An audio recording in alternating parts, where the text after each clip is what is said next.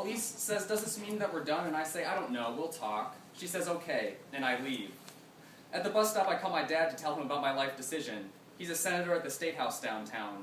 All he says about his work is that there are laws because there's still money. He looks like a composer locked up in a tower, hair askew, but is German and once spoke it fluently until his grandfather died. Is clean-shaven and works in an office with carved woodwork.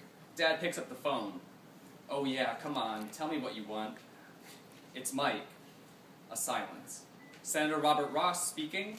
Mike, your son. My grandfather in his final days would say Germany can't lose this war. They are a good people. We've come from a strong line. He thought the help button on the side of the hospital bed was an elevator. He flirted with the nurses as they bent over to change bags filled with him. The last time Dad spoke German was a few days before his father died. A small protest group is holding signs and walking ovals around the Capitol steps. A handcrafted sign in permanent marker says, "Can you smell what Bob Ross is cooking?" And they chant something that rhymes hugs with drugs. My father authored the bill to make certain hallucinogens legal, the ones that don't melt your brain. He's putting with that machine that spits the ball back.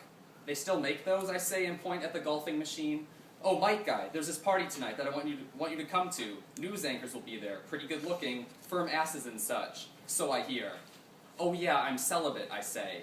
So you can't drink? You can't have a drink? Are you my son? He tries to take my temperature with the back of his palm. I swat him away. He raises his hands and yells and his arms flail like he's challenging lightning. Bring a friend or something, he says. Oh, that's right, you're not fucking. I left and behind me he said something about touching base. I tell Elise to meet me at a coffee shop close to the Capitol.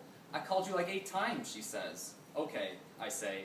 She sees a newspaper on the table. The headline says, "Is Senator Ross tripping?" I tell her about the party. That's your dad, Elise says. Yeah. I move the newspaper to a different table. Wow. Bad wow or good wow, I say. Just wow, Elise says. So how's celibacy going? When can I see you again? It's been 1 day, I say. My mother told me he was never like this, your father. He was so reserved, he did what he was told. Then his father's, your grandfather, his mind went and he died. Your father got distant, stopped talking to me, and then started thinking about drugs and liberation. At the party, Dad asks me to refill his drink. A woman approaches me. We talk about the wine. Faye, she says it and sticks out her hand. Mike, and we shake hands like we're holding them. Before you ask me what I do, she says, I'm an anchor, you know, for the news. There you are, wine boy, my father says. Oh, Robert, Faye the anchor says, how do you know this young man? He was my sperm. From a long time ago, he says. She looks at me. She takes a sip. Don't try anything, he says. My son is celibate right now. He walks out to join a group talking about him. Their voices change. I wish your father would be celibate. What? I say. He loves the Page program, she says. My grandfather always talked about Germany like nothing happened. History books have it all wrong. Look what has come from there, he said, and hit his heart with his fist like an actor playing a Roman. Look, he said, and patted where his heart was trying. I'm outside talking to Faye the anchor. Sorry about what I said about the Pages earlier. I didn't mean anyone. He likes girls, don't worry. I mean, sorry, I'm not like this. I like everyone. I like people. She holds the stem of her glass like a pencil.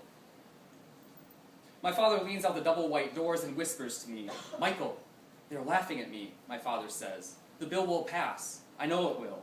We can remember. We must remember. Then why are you here? Why am I here? I say. To be noticed. To save memories. To make a difference, he says. I walk him out to his car and hope he remembers how to drive. I pat the top of his car twice and don't know why. The bus doesn't run this late, so Elise picks me up. Her car smells like melted crayons, vacuum tracks crisscross the floor mats. I think about my grandfather in his hospital bed, the assist button that he thought he could take him somewhere else. He was losing his mind, I know that. I want to be there again, to tell him what I've seen, that I can make Germany proud again, that I am strong, but I'm not. I'll tell him that I saved his son from something, or will, whatever. I'll do it all of it in fluent German. All I want is to shake with fevers of the living.